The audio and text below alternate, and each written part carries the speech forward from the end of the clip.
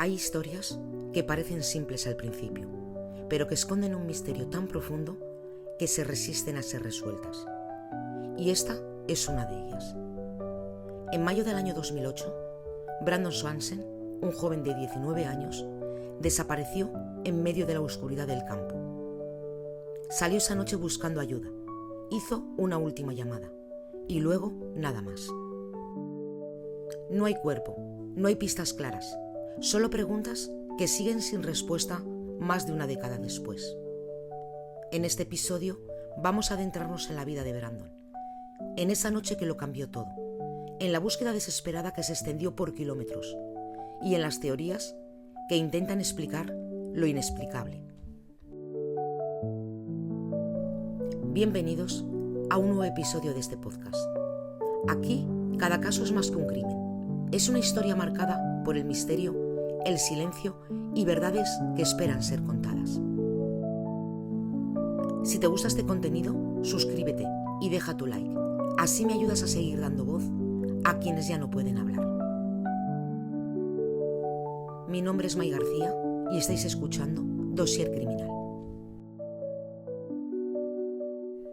Brandon nació el 30 de enero de 1989, en la tranquila ciudad de Marshall, al suroeste de Minnesota.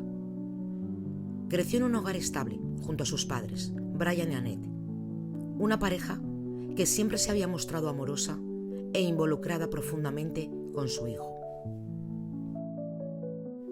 Desde pequeño, Brandon fue descrito como un chico curioso, con una risa fácil y una manera muy peculiar de observar el mundo. Sus profesores lo recordaban como un chico inteligente. No era el típico estudiante estrella, pero sí uno que destacaba por su perseverancia.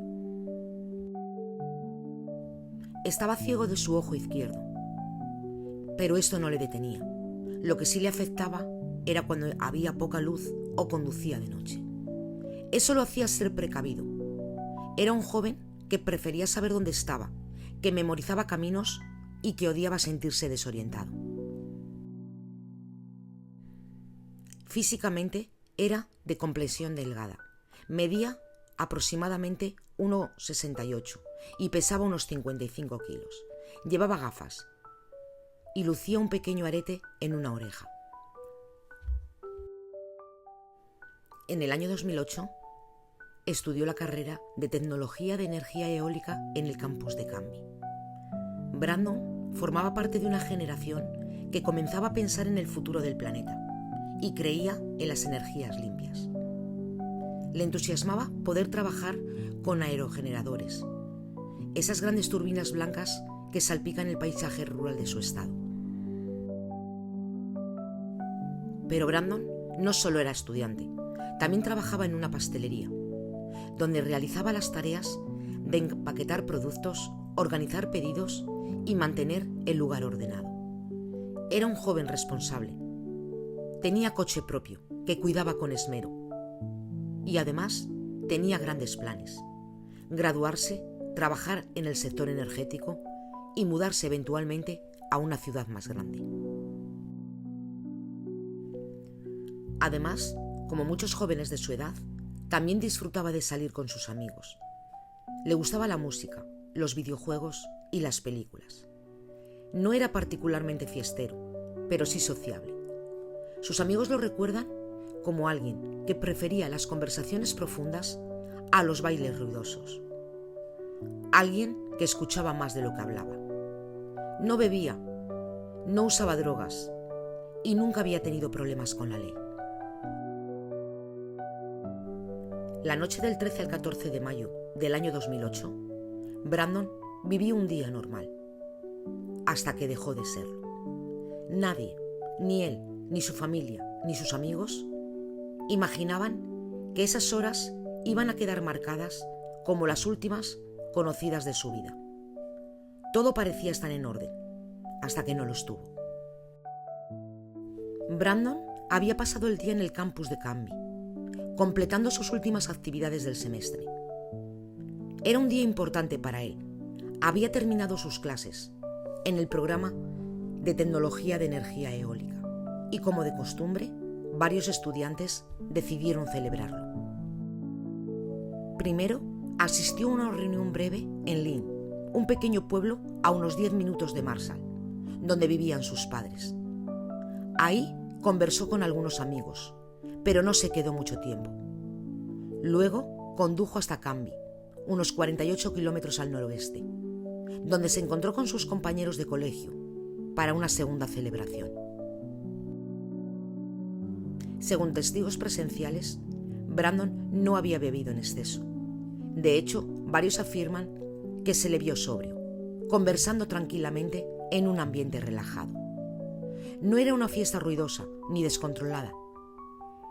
Era más una pequeña despedida de semestre entre jóvenes que compartían estudios y caminos. No hubo conflictos, ni peleas, ni nada que llamara la atención. Pero lo interesante es que cuando terminó la noche, alrededor de la 1:30 de la madrugada, Brandon decidió volver a casa. Rechazó la invitación de quedarse a dormir con sus compañeros, algo que tal vez habría cambiado todo. Pero no, Brandon, como muchas otras veces, prefería su cama, su casa y su espacio. Brandon se subió a su coche y tomó lo que para él creía que era la mejor ruta de regreso a Marshall. No está claro por qué eligió un camino alternativo, menos directo, a través de carreteras rurales y caminos de grava, en lugar de la autopista más segura. Algunos sugieren que no pudo haber querido evitar controles policiales, aunque no había motivos legales para ello. Otros creen que simplemente se equivocó de camino. Cerca de las 2:45 de la madrugada, mientras conducía por un tramo remoto entre Taunton y Porter, Brandon perdió el control del coche o malinterpretó el terreno y su vehículo terminó atascado en una zanja a un costado del camino.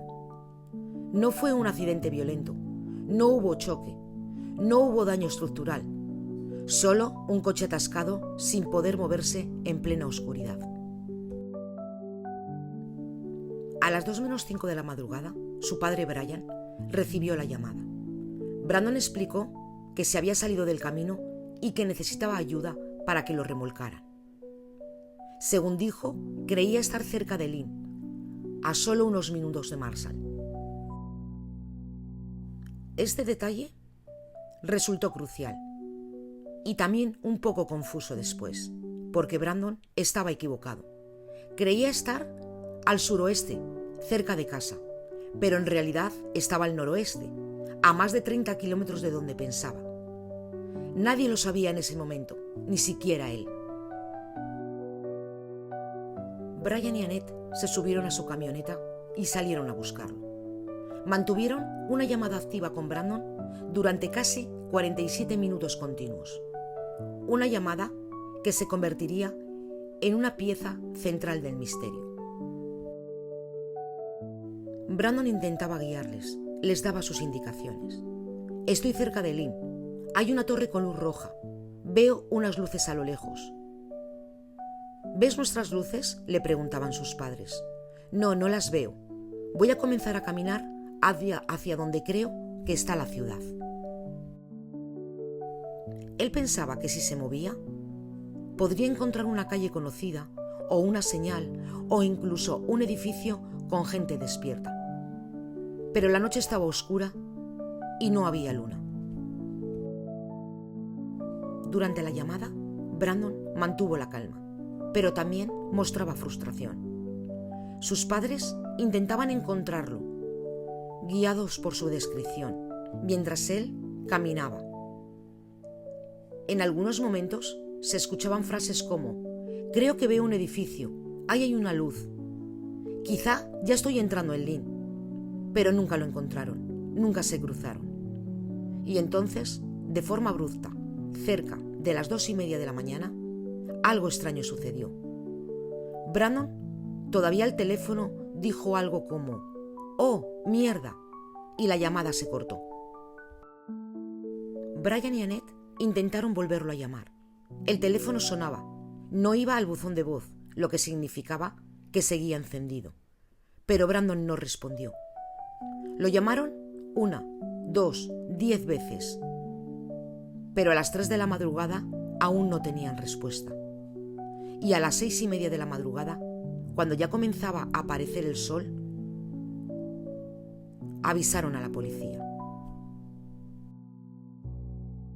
Relataron lo que había pasado, la llamada de casi 1 hora con su hijo, su tono sereno, la súbita exclamación de alarma, el silencio posterior y el hecho de que el teléfono seguía sonando pero nadie contestaba. Pero la reacción que recibieron de las autoridades, como en otros tantos casos de adultos desaparecidos, fue profundamente frustrante. Él tiene derecho a desaparecer si quiere, es un adulto. Brandon tenía 19 años, legalmente era independiente y a los ojos de la ley, un joven de esa edad puede irse por su propia voluntad. Los padres de Brandon insistieron. Conocemos a nuestro hijo, no se habría ido, no es su forma de actuar. Estaba en camino a casa, llamó porque necesitaba ayuda y la llamada se cortó de forma extraña. Pero pasaron varias horas más antes de que las autoridades aceptaran abrir un caso de una persona desaparecida y comenzaran a buscar de forma legal. Mientras tanto, Annette y Brian no se quedaron de brazos cruzados. Recorrieron todos los caminos, preguntaron a conocidos, repasaron una y otra vez el trayecto que Brandon decía estar siguiendo, pero no encontraron nada. Ni señales, ni rastro, solo kilómetros y kilómetros de campo abierto. Fue la tarde del 14 de mayo cuando las autoridades comenzaron a rastrear la zona. Y lo primero que hicieron fue algo que parecía obvio: usar los registros telefónicos para localizar la última llamada. Y aquí ocurrió la primera gran revelación. La última señal del teléfono no provenía de Lynn, como Brandon creía, tampoco de ningún punto cercano a Marshall. La torre que captó su llamada estaba en las cercanías de Taunton, una pequeña comunidad al noroeste, a más de 30 kilómetros de donde él pensaba estar. La confusión era total. Brandon había estado completamente desorientado aquella noche, tal vez por la oscuridad o por la falta de puntos de referencia, pero lo cierto es que su sentido de la orientación lo traicionó, y eso cambiaría por completo el enfoque de la búsqueda. Con esa información, la policía localizó finalmente el vehículo de Brandon, efectivamente atascado en una zanja poco profunda, sin daños aparentes, con la puerta cerrada, sin signos de lucha. Estaba cerca de un camino rural entre Taunton y Porter, lejos de la civilización, sin farolas, sin casas cercanas y sin tráfico nocturno. En ese momento comenzó una de las búsquedas más intensas. Se activaron patrullas terrestres, drones, helicópteros con cámaras térmicas, equipos caninos, voluntarios, granjeros, incluso estudiantes universitarios que habían compartido clase con él. Los perros hicieron algo increíble. Siguieron el olor de Brandon desde el coche y recorrieron casi 5 kilómetros a través de campos abiertos, zanjas y cultivos.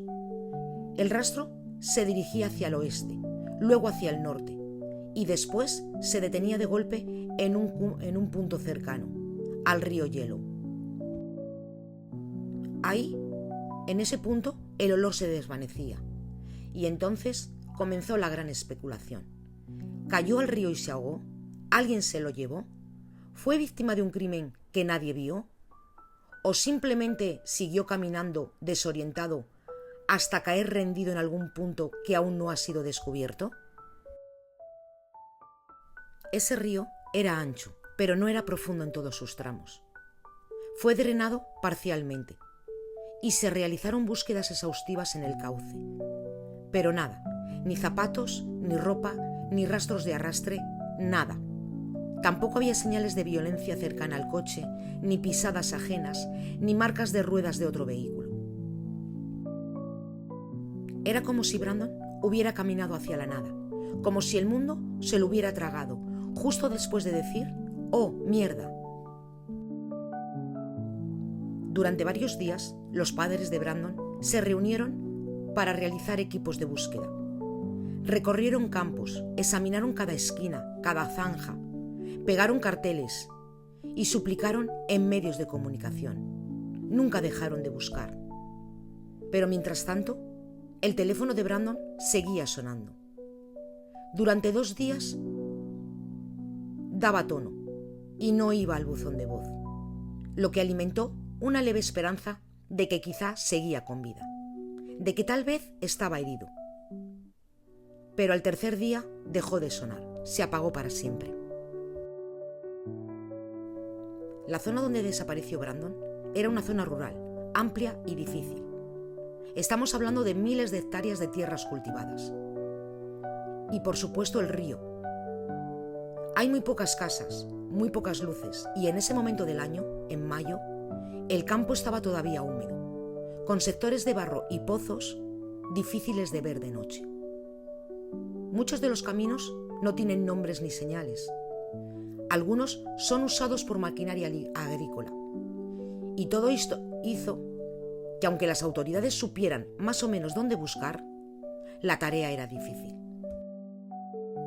Como ocurre en todas las desapariciones, los rumores comenzaron a circular.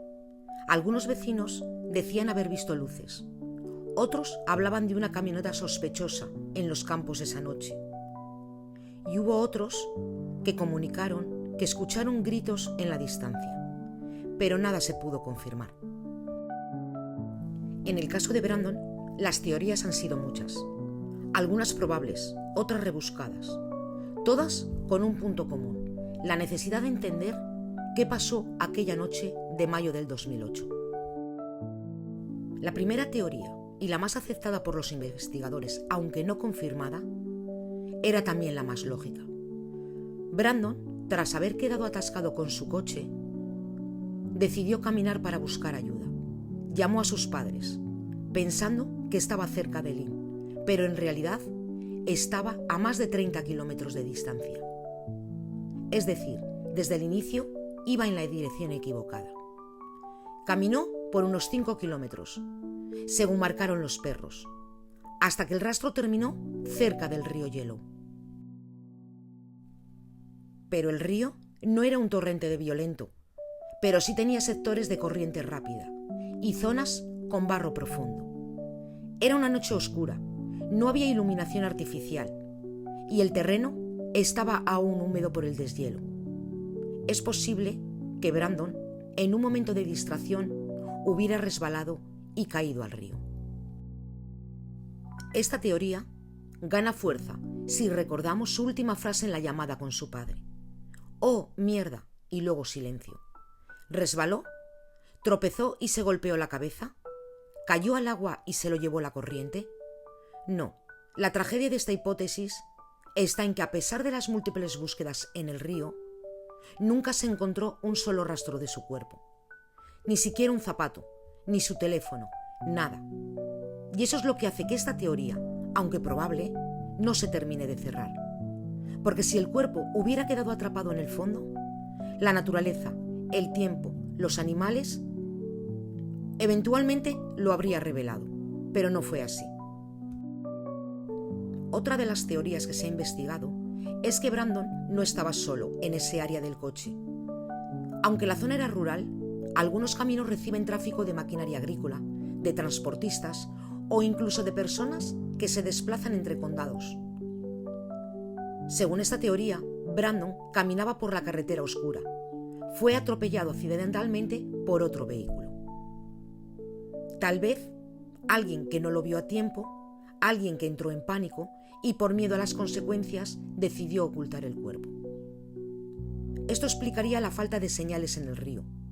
También explicaría por qué los perros perdieron el rastro de repente. Si alguien lo recogió en un vehículo, su olor se habría cortado allí. De hecho, se barajó la posibilidad de que un granjero o un desconocido lo hubiera subido a su camioneta y luego algo hubiera salido mal. Pero aquí estaba el problema. No había marcas de neumáticos inusuales cerca del coche de Brandon. tampoco se encontraron rastros de arrastre ni huellas secundarias que sugirieran la presencia de otro vehículo. Y nunca se presentó ningún testigo que viera o escuchara un impacto esa noche. Además, no hubo registros médicos, ni ingresos en hospitales, ni movimientos bancarios que sugirieran que alguien trató de ayudarlo en secreto. ¿Pudo alguien deshacerse del cuerpo sin dejar absolutamente ningún rastro en menos de una hora en medio del campo sin ser visto? Pues es posible, pero improbable, aunque no imposible. Y toda desaparición trae consigo una pregunta inevitable. ¿Y si quiso desaparecer? Brandon tenía 19 años. Estaba en la edad en que muchas personas se sienten atrapadas por la rutina, los estudios y las relaciones. Había bebido esa noche. Había discutido con amigos. Tal vez todo fue una excusa para dejar todo atrás, armar una escena y empezar de cero. Pero es aquí donde la teoría pierde fuerza. Brandon no tenía antecedentes de querer escapar de su vida. Estaba cerca de terminar su primer año universitario. Tenía una buena relación con sus padres y planeaba irse a otra universidad. Tenía metas, planes y esperanzas. Y sobre todo, ¿por qué llamaría a sus padres durante casi una hora pidiendo ayuda si lo que quería realmente era desaparecer? Nada en su tono, en sus palabras o en su comportamiento sugería eso. Estaba frustrado, sí, pero por estar perdido, por no poder encontrar su coche o por no ver luces en el horizonte. Además, si realmente se hubiera fugado, en estos casi 17 años de ausencia, ya habría alguna señal, un uso de un documento, un intento de contactar con alguien, pero no hay nada. Y otra de las teorías que aún se investiga es que simplemente Brandon puede estar en una parte del campo que aún no ha sido rastreada. Su cuerpo quizá puede estar bajo un montón de escombros, en un canal de drenaje cubierto de vegetación, o en un terreno privado que nadie pensó revisar. Hay cientos de hectáreas rurales, con graneros abandonados, viejas estructuras y pozos secos ocultos entre la maleza. Esta es, quizá, la más plausible hoy en día, porque aunque la búsqueda fue extensa, los investigadores reconocen que no fue total. Algunos terrenos son inaccesibles, otros no fueron autorizados por sus dueños, y hay zonas cubiertas por un bosque o humedales donde el ingreso puede ser riesgo sin maquinaria pesada. La esperanza de los padres de Brandon y de muchos investigadores es que algún día un agricultor, un senderista o alguien que camine por la zona encuentre algo, una prenda, un indicio. Otra teoría, y la menos apoyada oficialmente, es que Brandon se cruzó con la persona equivocada en el momento equivocado, que alguien lo cogió y que fue víctima de un crimen. Pero sin embargo esta teoría no tiene pruebas físicas, no hay testigos, no hay cámaras, no hay ADN y no hay denuncia. A veces las tragedias que parecen no tener respuesta terminan dejando algo más que silencio. En el caso de Brandon, su desaparición no solo conmovió a toda una comunidad, sino que también generó un cambio en la forma en que las autoridades debían actuar ante una llamada de auxilio. Un año después de su desaparición, en el año 2009, se aprobó en el estado de Minnesota lo que hoy se conoce como la Ley Brandon.